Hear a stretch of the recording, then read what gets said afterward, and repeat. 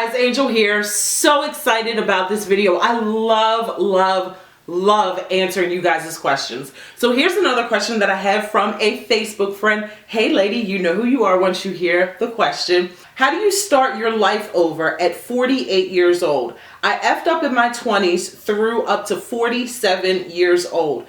I'm tired, I'm getting old, and definitely need a change. I'm not a bad person, just made some very bad choices and a hell of a life. I know and pray it can get better. I would love to see a video about this situation. I always see videos about younger women, but never older women who have made terrible mistakes. Please keep me in your prayers and God bless. Thank you for your blessings and right back to you. I prayed for you and the ladies on Facebook have said a prayer for you. So number one, the first thing that I'm really excited about in this question is that you said, I know and pray it can get better. Like, that's number one. The fact that you know that things can get better, you're literally on the right track. The second thing is, one of the things that I often say is that I love being a grown-up because I get to take my own advice. You know, when we're in our 20s, we know everything. We think we got it going on. We big enough and bad enough to do everything that comes our way, so we do it. And then when we get a little bit more seasoned in life, I'll say, we have an opportunity to look back or look at the situation and reflect on it and say, is this really something that I want to do? Is this really reflecting who I'm choosing to be now?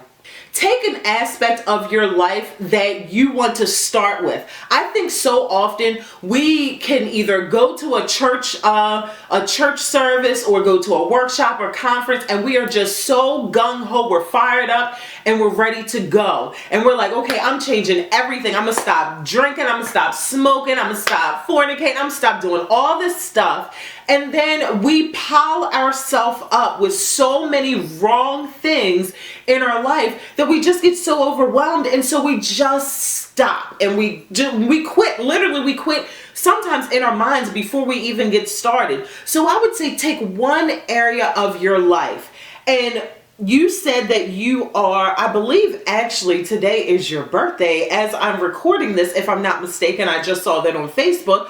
So take you're 48 years old today, I believe. So take you can go for 48 days. I always tell my clients to take however old they are. So if you're 23 years old, you're going to take that one goal and focus on it for the next 23 days. So in your case, say for the next 48 days, I don't even think we have that many more days in 2015. I don't know, but take one aspect of your life, take your age and take the number of years that you've been alive, take that per day and focus on that one thing that you want to see a change in your life. Whether it be your credit, your finances, getting your house together, getting your attitude together. So in this particular situation, I would just like to suggest starting with your mindset. You already have it set in your mind that you know that things can get better. So for the next 48 days, commit to reading something that's going to lift you, that's going to inspire you. And I don't just mean read like a Facebook post or an Instagram post. While all that is great and it has its place for a little quick pick-me-up, but I'm talking about digging really, really deep. And this is just coming to me. I didn't even think about this prior to reading your email. I'm looking over at my bookshelf. I would like to suggest Iyanla Vanzant's book, her book called One Day My Soul Just Opened Up. I cannot tell you how much I love that book. That was my very first book purchase, my book purchase of a spirituality book. That was the book that literally I felt like the work that she has you do in that book was literally like digging out to your soul, like getting to the soul of the matter, getting to the heart of the matter. I would recommend that book. And I'm actually going to post the link directly in the description box below where you can go ahead and purchase that book today. Get it in your library. Carry it with you every single place that you go. and really study it. Don't just read it, but study it. Answer the questions. Go through the assignments that she has inside of that book. I love that book so much. The next thing I would suggest is to be your own best friend. I mean, you're coming up on 50 years old. At 50 years old, you don't want your life to suck. These, I hate to say should be, but these could perhaps be the time of your life where you are just like letting it all hang out and enjoying yourself, because you know who you are, you know what you like, you know what you don't like, you know what you're going to tolerate, what you're not going to tolerate.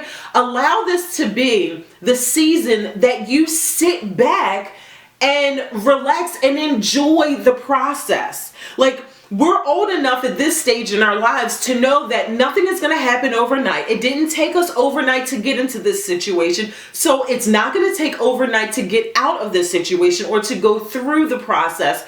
So be your own best friend during this process and give yourself time. Give yourself time to let the shift happen. Don't get discouraged. You've been on this planet long enough to know, you and I both, take time. And we are old enough and mature enough to not get in a pissy mood because things aren't going our way, or to get short-tempered, or to just be bitter. And let me also say this. If you need some more in-depth help, do not be afraid to go see a counselor. I think that it's such a stigma that if you go see a counselor, that something is wrong with you or that you can't handle your life on your own. To hell with all those comments and that whole thought process. Get yourself some help. My husband and I went to see a counselor several times. Honey, we've been together for 20 years. Somebody needed to step in at some point in that 20-year span to help us get things back on track, for someone to come in and to give us a different perspective. So don't be ashamed if you need to go see a counselor or whatever it may take for you to help you get your mind right. If doing this at home alone doesn't work for you, don't be afraid to step out and get the help. And as far as, I know a lot of people feel like they don't have the money to do it. They don't have the money to see a psychiatrist. But if you took 30 days and you literally monitored what you purchased, I did this years ago and it blew my mind. It came out to like $600, between $600 to $800 a month that my family and I were using to eat out. We were like $600 to $800 a month we were eating out. This was before we purchased this house and we were really trying to get things on track, and I needed to see where our money was going. So oftentimes people say, well, I don't have the money to go see a psychiatrist, or I don't have the money for the workshop, or I don't have the money for a coach. But you really do. We will make money for stuff that we want to happen. So if finances is an issue for you, make sure that you monitor your spending and find the money within the income that you have coming in. You have the money to seek the help. If we can go out here and turn up and drink and buy bottles, surely, and that's all a temporary fix. That's all a temporary, let me get my issues out of my mind right now. You have the finances to go get the help. And the terrible, you noted that you've made some terrible mistakes. Hello, welcome to the club. Welcome to life. I often feel like the more that I help other people in the situations that there was turbulence in my life, the more I am helping myself. So take the things that you have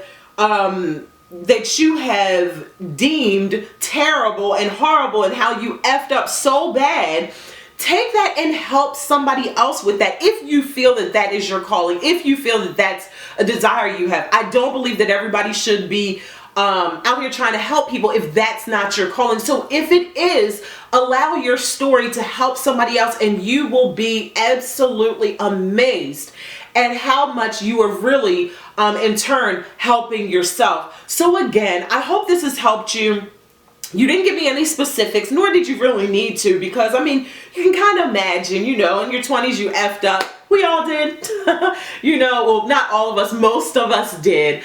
However, just continue in the path that you are in and never lose that number one mindset that you stated right here in your messages that you know that things can get better. That's the number one thing. A lot of people are hopeless. That's a sucky place to be, to think that nothing can change. At least you are in position where you know that your life is going to get better as long as you continue to do the work. Guys, I love each and every one of you from the bottom to the top, and I will see you guys in the next video.